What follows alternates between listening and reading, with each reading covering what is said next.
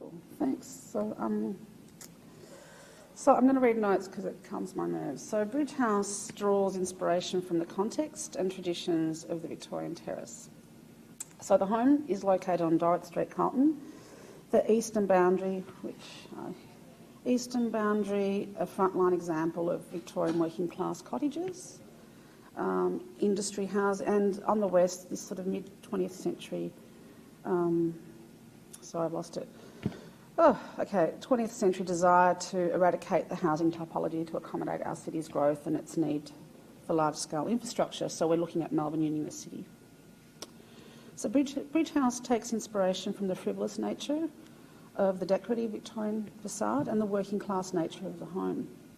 The retained original glass front door indicates a cottage industry on the site, supported by the elevated rear timber hay store, accessible via a small 1 metre hatch through the existing bathroom, which you can see here. There's this little asbestos hay store.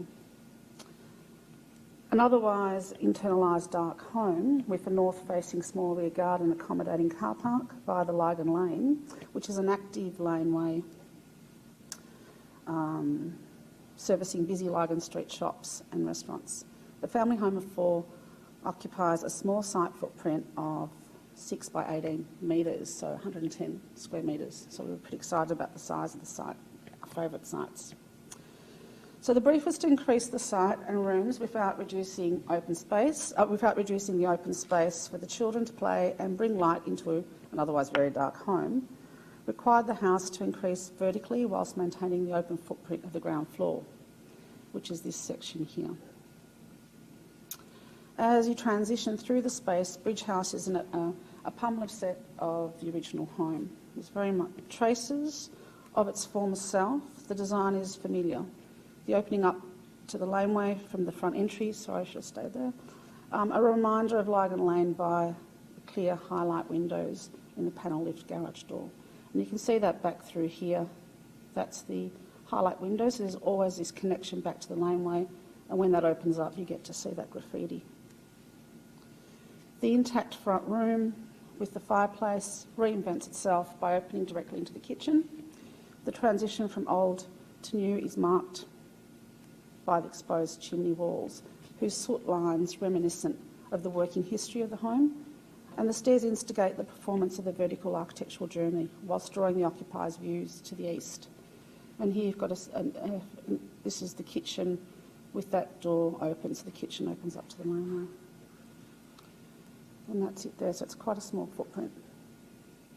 With the opening north-facing courtyard with carport, sorry, some workings with carport, here we go, and WC, so we kept the toilet outside. It was a really important part of that trace. Overhead bridge connecting the first floor bedroom, reminiscent of the once hay store on the site. Travelling up the stair, holding the traditional turned black butt handrail, whilst feeling the rough texture of the original bricks, there's a connection to the home's past, and that was an important part of what we were doing. The oval skylight above draws the occupier to an anticipated journey to open space, whilst looking down into the kitchen. The intensity of nature can be seen in the graphics of the granite bench top.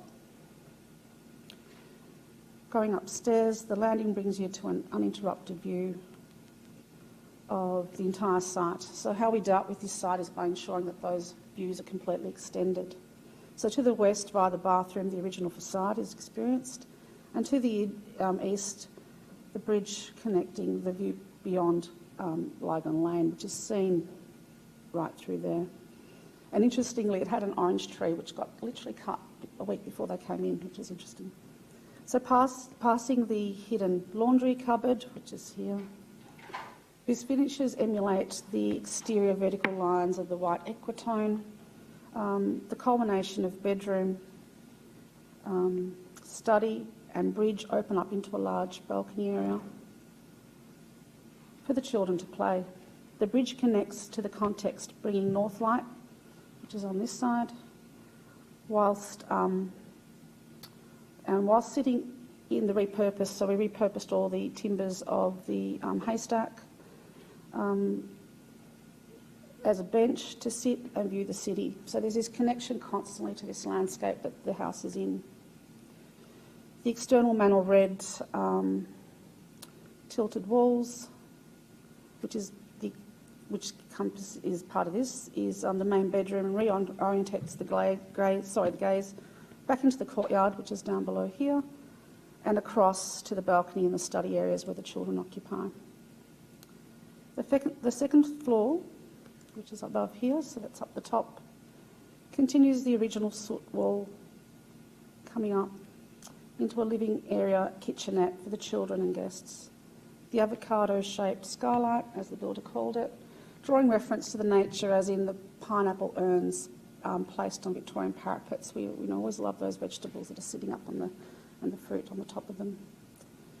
The view across the sites are highlighted with the roof deck, exposing a vast urban landscape to the west, which is just amazing. It's just a completely different city, even though you're in this space. And reinstates the curved window, which is here, and unfortunately the client did put their furniture. So this is the west, you can see Melbourne Uni in the distance. And to the west, to the east, brings the occupier forward into this curved framed, it frames the Carlton Clock Tower in amongst the 19th century rooftops. So it's a completely Victorian view to the east. The chimney clay pots culminate the trace of the history in amongst the rooftops of Carlton. And I love these reflections here that you can see this quite urban context. Whilst the design occupies the entire site, the strategic disbursement of open spaces, which is here, so through the staircase, that open space, and through the courtyard, both vertically and horizontally, frees the once internalised home into a space that is both connected to nature and its context. The placement of those two vertical light sources via stair and courtyard, so how we could bring light. Oh, goodness, okay. To emphasise the context, the design utilises the neighbouring walls. So I won't read anymore. So we've used this white context to frame the existing red brick walls, and the experience of these is that you're constantly connected to them. And the staircase, we've exposed the structure, so when walking up that staircase you're feeling and touching nature constantly, which we think is really important in our design. Connection to context, so we've actually expanded those considerably. The setting back of the bridge from the south neighbour, giving those views. And then the whimsical, it's a whimsical sort of building, and it's meant to really begin to talk about the sort of Victorian tendencies of the yesteryear and celebrate that in so many ways. And then that laneway connection, which is really important. So coming back to that, the bridge connecting through, the use of the manor red, which is very much about the context of the site and the rear lane and activating that rear lane. The tilting of the walls to give it some sort of form and structure. And then finally, this is what it was once and this is what it is now. And so it was really a subtle interplay with that laneway. I think I've got the elements. Is that it? Sorry, I just... Okay. So I'll just leave it on that one. The black's not ours, by the way. That came later, but it was really good fun to see. So and there's another one. So it's this really beautiful activation of this laneway at the moment.